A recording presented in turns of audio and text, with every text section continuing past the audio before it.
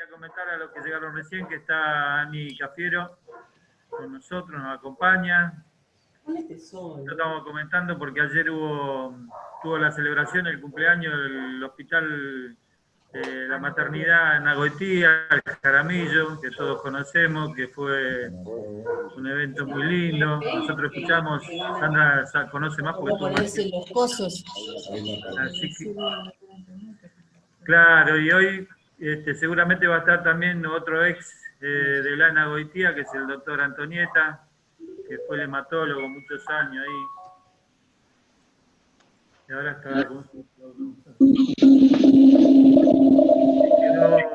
estuvo antes de la doctora Laura González. Bienvenido Jorge Rachid, ¿qué tal, compañero? ¿Qué tal? Buenas tardes. Buenas tardes a todos, ¿cómo están ustedes? Un gusto. Bien, nos estamos reuniendo de a poco. Bueno, tranquilo, tranquilo. ¿Ahora?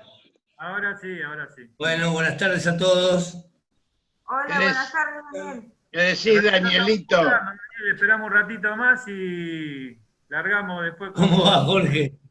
¿Qué decís, Daniel? Un poco recién, antes de que vinieran ustedes, con Ana, que ayer fue el cumpleaños del Jaramillo, de la maternidad, de la Ana Goitía, que fue un evento importante. Ayer se transmitió por las redes y bueno. ¿Cuántos años tiene esa 70 cumplió. 70. ¿Cuánto? 70 cumplió.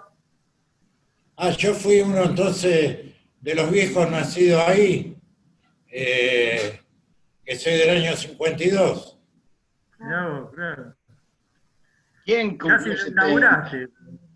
¿Quién cumplió 70? La maternidad. Mira vos. Qué linda. Yo tengo 68, Jorge, así que anduve ahí de los primeros en nacer. Tendrías que haber estado ayer en la celebración. Porque ¿Qué inauguraste? Claro, prácticamente sí. Bueno, la verdad que es una alegría enorme presentarlo a Jorge esta tarde.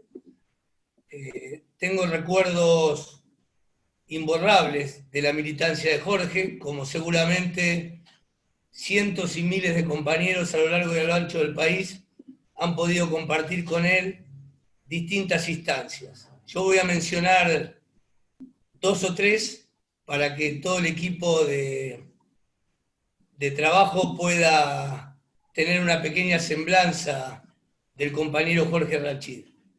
Corría el año 2000-2001, plena crisis del gobierno de la Alianza, el neoliberalismo haciendo estragos en la Argentina, y Jorge sacaba tiempo de su actividad privada para recorrer cada pueblito de la provincia de Buenos Aires,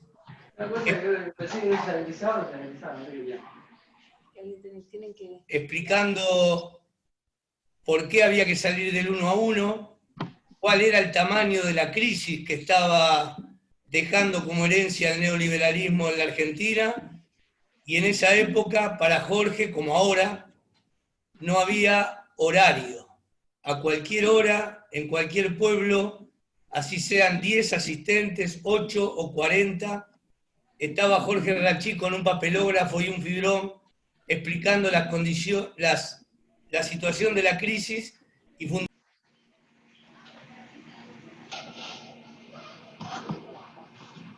Se mutó.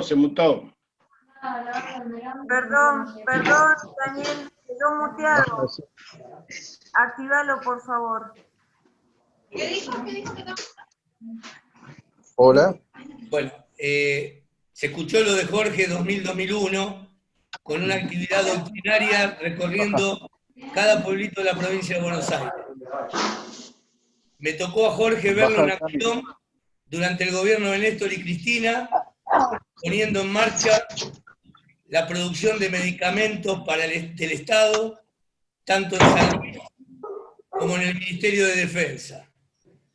Me tocó a Jorge viéndolo en los 4 años de gobierno macrista, siendo el médico personal de Milagro Sala pasando tiempo en el norte, cuidando a nuestra compañera y transmitiéndole a todos los militantes la situación de agravio que se vivía y se sigue viviendo aún en la provincia jujeña. Así que con esta breve introducción, quiero agradecer a Jorge que hoy tenga un rato de tiempo con nosotros y que todos sepamos que estamos en presencia de un compañero que pone todo su esfuerzo, que escribe su columna diaria, que utiliza el micrófono de la radio, que adoctrina permanentemente y que como militante para todos nosotros es un gran ejemplo. Así que gracias, Jorge, por compartir esta tarde con nosotros. Gracias a vos, Daniel. La verdad que como sos un amigo no hay que creerle nada de lo que digo, porque es lo que dijo, porque es un amigo de muchos años, al que quiero mucho, como un hermano menor prácticamente. Yo estaba viendo lo que ustedes pusieron en el flyer, situación nacional, vacunas, situación de la pandemia. No sé cuántas 8 horas tenemos para hablar de todo esto. Yo puedo hablar de las 3 cosas, pero vamos a tratar de hacer una síntesis de 40 minutos y en todo caso, si no me sale del todo, yo creo que me va a salir, pero si no me sale del todo, en todo caso, pues me hacen preguntas y si se corta el Zoom, después me mandan el correo como compañero.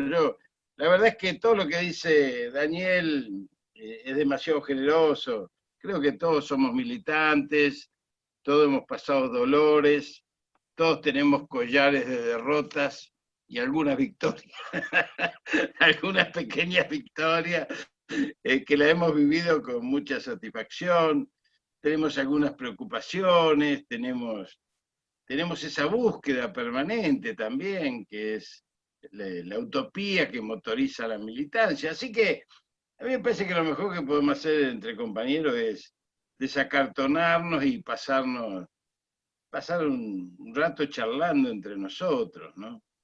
Miren, quizás yo les pueda dar algunos elementos que ustedes no tienen por el tema de la medicina, pero quizás todo lo que les voy a decir ustedes lo han vivido de una manera u otra. Veo muchos compañeros de larga militancia y muy queridos. Algunos no han tenido relación personal, pero sí relación de textos y de cuestiones que siempre le llegan a uno. La pandemia, la crisis sanitaria, para llegar a la situación nacional nos enseñó Perón que siempre hay que pensar por la situación internacional. Si uno no entra por la situación internacional, la situación nacional, como él decía, suele llegar a ser un análisis de cabotaje, pueblerino encima. Entonces, vamos a analizar primero un ratito el tema de la pandemia a nivel internacional, que produce una crisis sanitaria. El virus produce una crisis sanitaria en todo el mundo. Pero esa crisis sanitaria tiene una ventaja. Digo yo que es una ventaja en el medio del drama, del dolor y de la muerte que siempre producen este tipo de situaciones, que desnuda una crisis civilizatoria que el mundo estaba viviendo. Y esto es un dato central, no solamente del análisis político, sino de aquello que va a ser el eje de la discusión post-pandémica, que será posterior a la pandemia, y que no sabemos si se va a hacer en un mundo mejor o un mundo peor, porque siempre es un espacio de disputa, pero que esa crisis civilizatoria acabó por un virus, que es menos que un bicho. Un bicho se reproduce. Un virus para reproducirse necesita ser parásito, así que es menos que un bicho. Para que ustedes sepan lo que es un virus, imaginen la cadena esa genómica del ADN, eso es un virus, es una molécula, Si usted tiene un virus porque se han contagiado y el virus cae sobre la computadora, y en 8 horas, 10 horas el virus no tiene más viabilidad. Pero el virus cuando entra al organismo nos coloniza, como el neoliberalismo, y se reproduce 100.000 veces en 24 horas. Este es el virus. Este virus desnuda una crisis civilizatoria, porque además el virus es consecuencia de una crisis civilizatoria.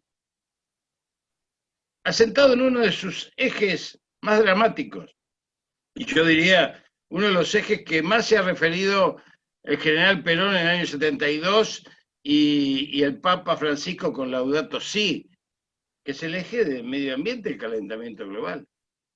Este virus habitaba una especie que está en extinción en China. Y el virus es más inteligente que todos nosotros. Cuando ve que se le va el vector, cambia de parasitación. Encontró la parasitación humana. Encima en China, 1.500 millones de habitantes, así que imagínense, debe haber habido una fiesta de moléculas virósicas. Encontramos cómo meternos ahí. Yo esto le pongo un poco de gracia, porque es tan dramático que esta crisis civilizatoria del calentamiento global, que los ambientalistas a nivel internacional están anunciando que se está cerrando la última ventana, que está aumentando el tema de los mares, el descongelamiento de los polos, que está en nuestro país provocando la desertización con la ampliación de las fronteras ojeras y obviamente la utilización de agrotóxicos, la naturalización de la muerte de las especies por un lado, pero también de las personas, porque el calentamiento global, lo que va a hacer en los próximos años, en 2050, va a cambiar hasta la fisiología de los seres humanos, porque al no haber bosques que absorban, es como si uno se queda sin pulmones.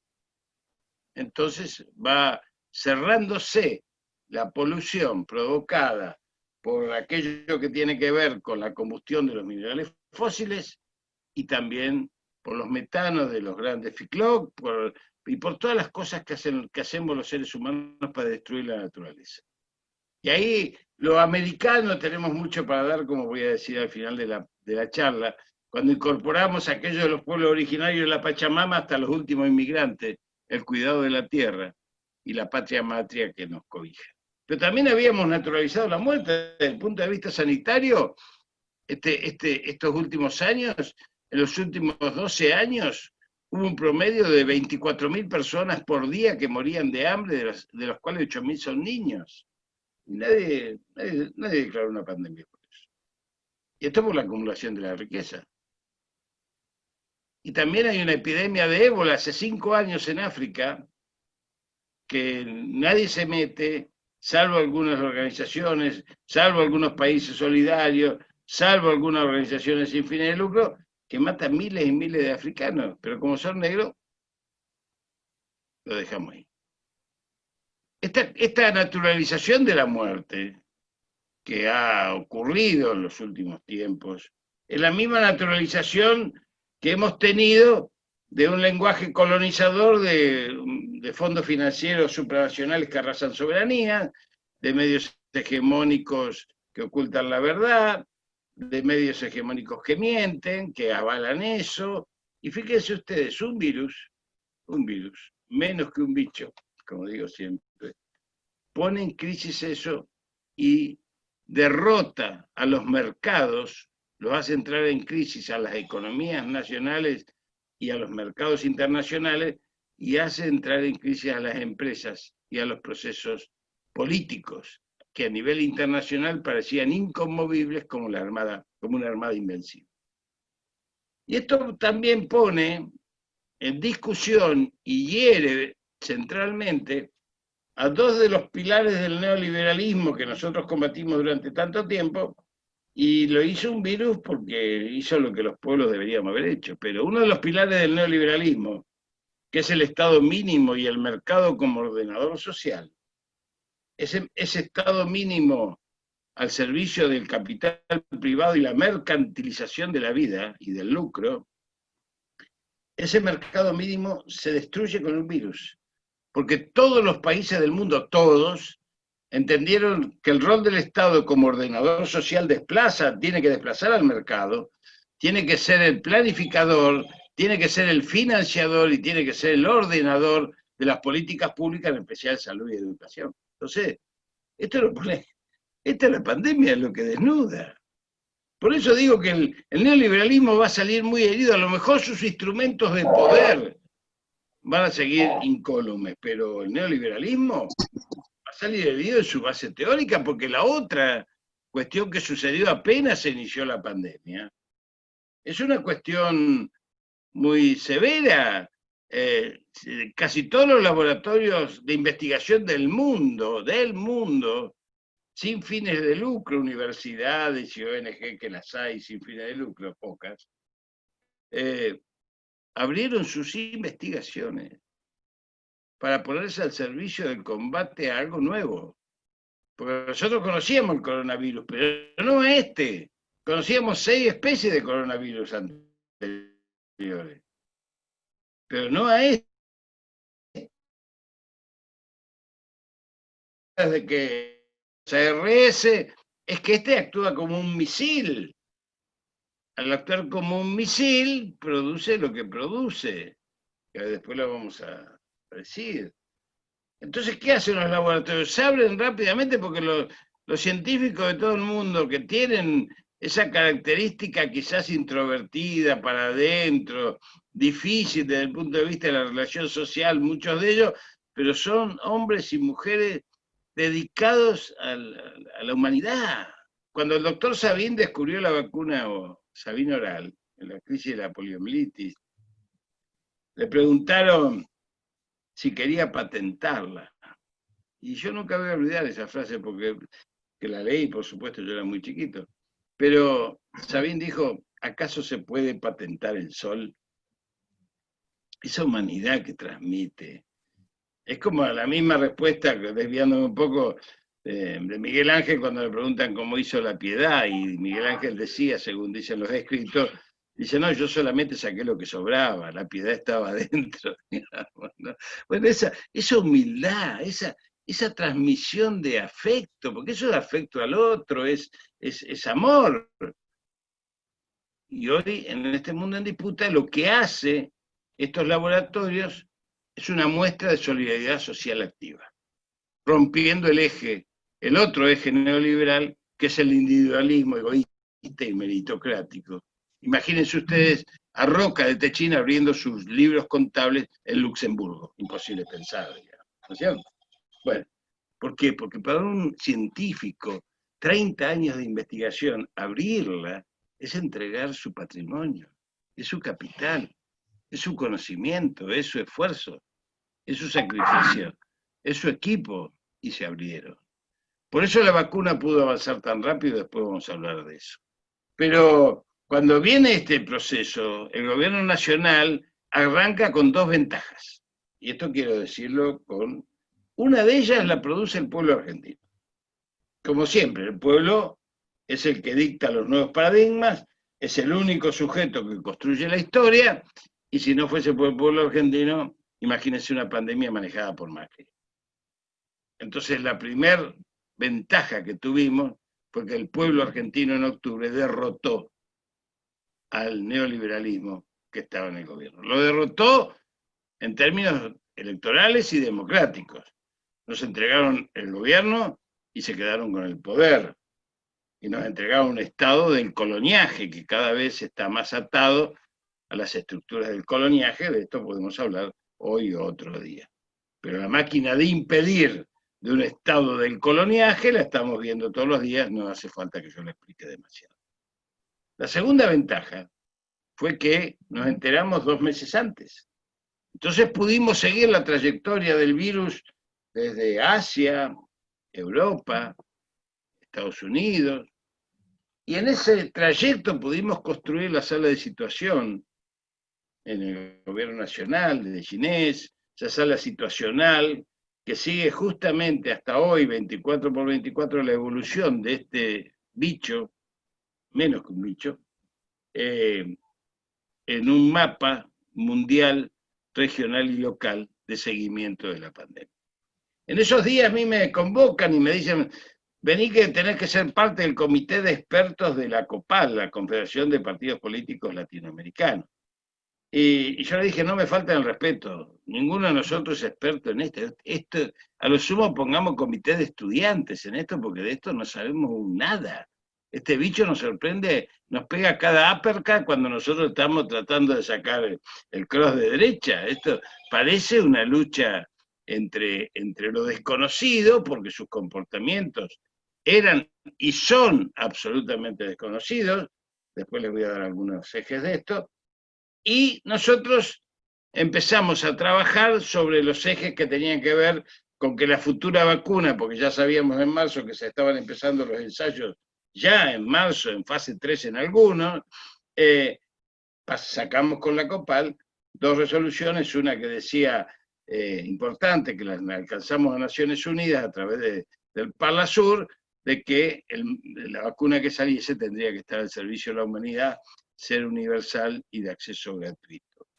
Y la otra resolución que pudimos sacar es que los estados deberían ser los garantes de la salud del conjunto de los pueblos, porque la salud es un derecho humano esencial.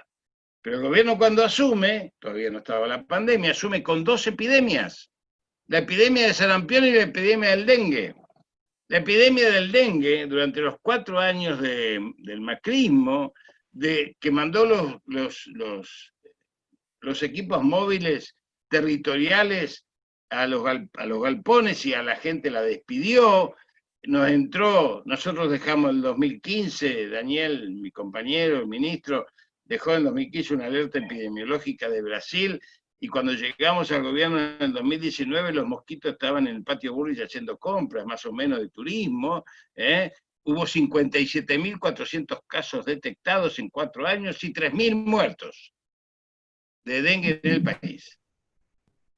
Y la otra epidemia, la de sarampión, porque dejaron de vacunar cuando en el 2006 habíamos sido declarados país libre de sarampión. Y se nos murieron los chicos. Una vergüenza. Después encontramos las 1.400.000 vacunas vencidas. Esto tienen que saberlo, esto tenemos que gritarlos como un grito desgarrador que nos rompe el corazón de saber que se nos murieron chicos cuando las vacunas estaban ahí. Bueno, así ahí asume el gobierno con esta situación, sin Ministerio de Salud, sin Ministerio de Ciencia y Tecnología, sin Ministerio de Trabajo. La primera resolución del gobierno, por supuesto, es atacar las 2 emergencias pandémicas que tenía antes de la pandemia, que era la deuda externa que le quita soberanía y lo ata de mano, y la deuda interna de 5 millones de argentinos que no comían, 52% de los chicos que estaban por debajo de la línea de la pobreza, jubilados y pensionados que tenían que elegir entre comer y tomar medicamentos. Le habían sacado los medicamentos a los jubilados, le habían aumentado 3.000% las tarifas, y hoy dicen que estamos haciendo nosotros el ajuste. Canallas, criminales.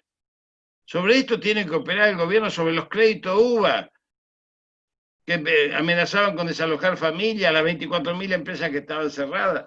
Esto es lo que encara el gobierno, porque todavía no estaba la pandemia. Y a los 120 días les cae esto. Por suerte habíamos armado ya, se había armado, habíamos, el mosquito, yo no armé nada, yo colaboré de donde pude, pero habíamos armado el tema del hambre, los equipos multidisciplinarios para enfrentar esta situación de emergencia social, que me parece que es una de las herramientas que después pudo desarrollarse con mayor efectividad. Efectividad en los términos dramáticos de la emergencia, no efectividad en los términos de construcción política, de comunidad organizada y justicia social. Esto hay que tenerlo claro también, porque una cuestión es la emergencia y la otra es la construcción. Y probablemente todavía por esta pandemia y por esta emergencia estemos siendo más distributivistas que edificadores de justicia social.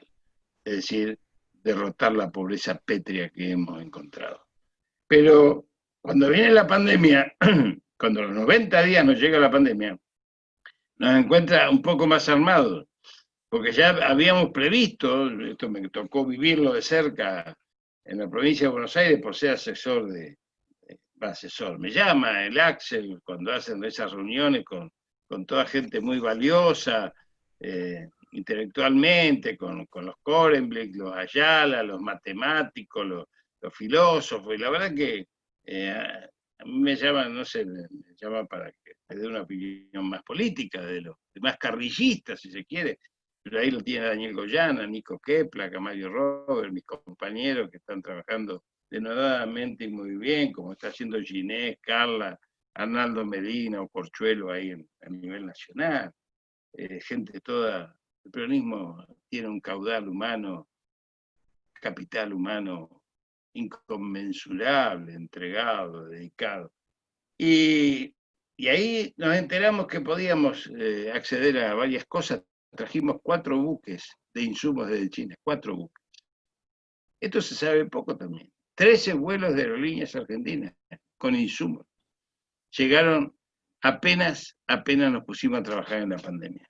Y esto me parece que hay que decirlo con todas las letras. Nosotros sabíamos, como sabe el mundo, que no podíamos derrotar al virus. No había herramientas para derrotarlo. El único remedio que hay para derrotar al mundo, en el mundo al virus, es el aislamiento. No existe otro. Todo lo demás son paliativos, todo lo demás es una lucha desigual. Al virus no se lo derrota, no es como una bacteria, como un bicho que se le manda un antibiótico, que se lo come. No es así.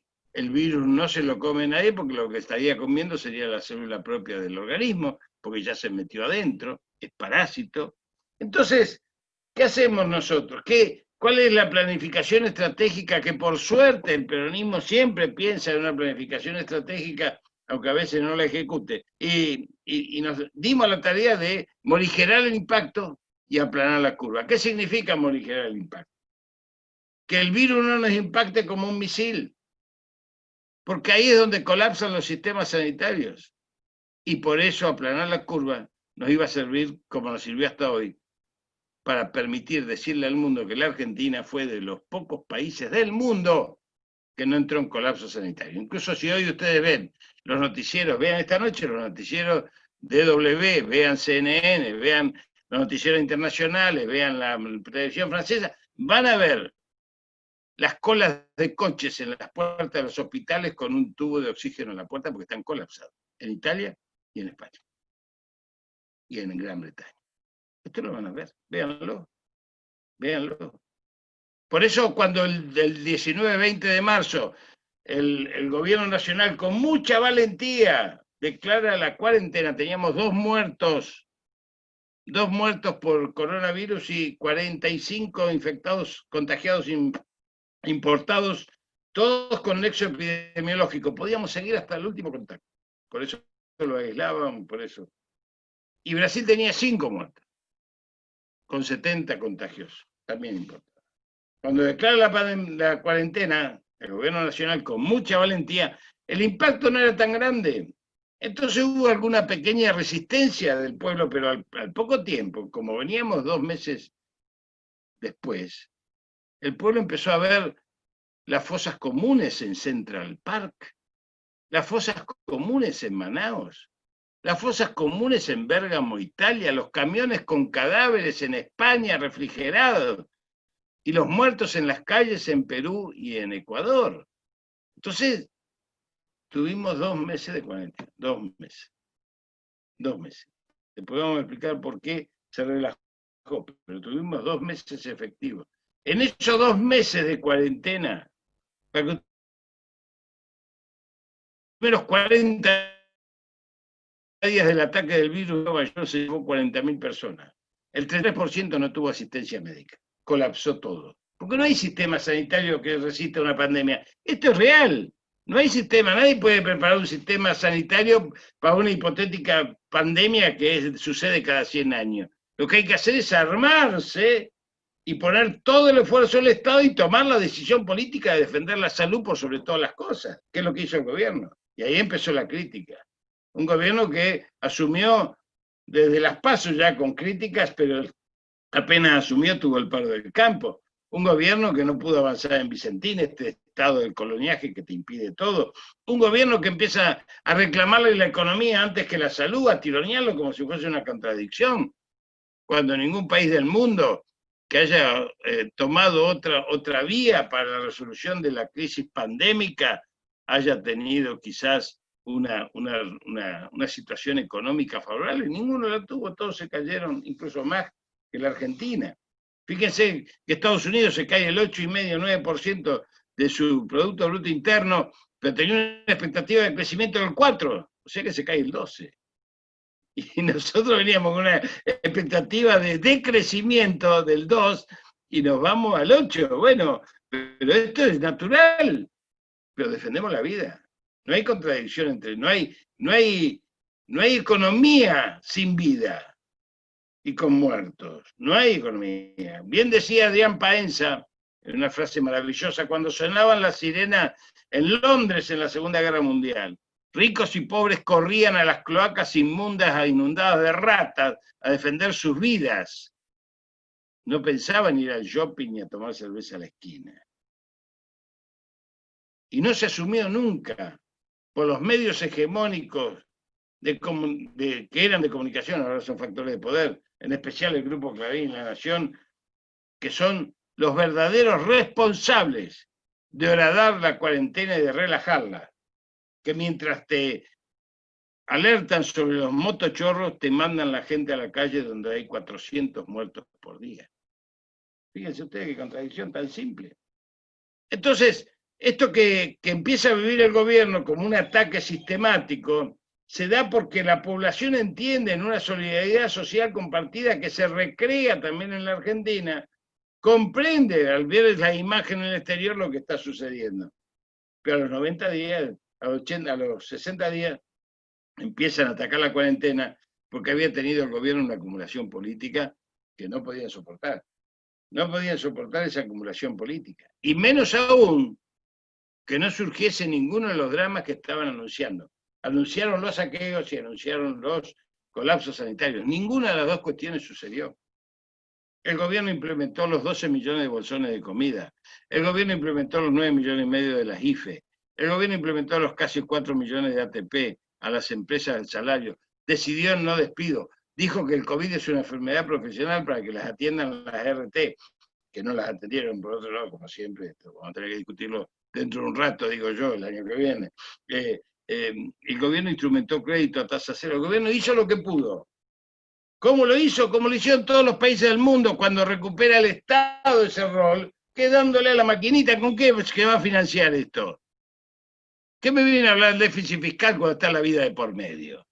¿O acaso no salimos de crisis peores con cuasi moneda, que ni siquiera se imprimía? Y esto es lo que tenemos que defender los militantes, porque esto es lo que nos da vitalidad. Donald Trump imprimió 4,5 veces su base monetaria para darle de comer a 36 millones de desocupados. ¿En qué libro del liberalismo, de los liberales o del imperio figuraba eso? ¿En qué libro? ¿Dónde lo escribió Adam Smith? Angela Merkel y Macron se hicieron de empresas del Estado por los créditos que dieron. Italia nacionalizó servicios públicos. Y nosotros acá todavía vemos en la tapa de los diarios, en medio de la pandemia, en medio de la lucha, en medio de los 170 muertos de los trabajadores de la salud, 170 llevamos muertos de trabajadores de la salud entre médicos, enfermeras, camilleros, administrativos. Y en medio de todo eso tenemos que ver los títulos de Clarín y La Nación que dicen que Báez no pudo entrar al country. No, es una falta de respeto.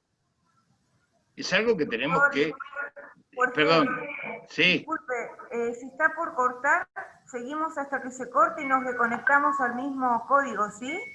Lo que ustedes digan, vieron que yo la hago largo. Si están cansados voy cortando, pero me falta hablar de las vacunas. Bueno, pero ustedes díganme lo que tengo que hacer, porque vieron que yo soy un dinosaurio discapacitado.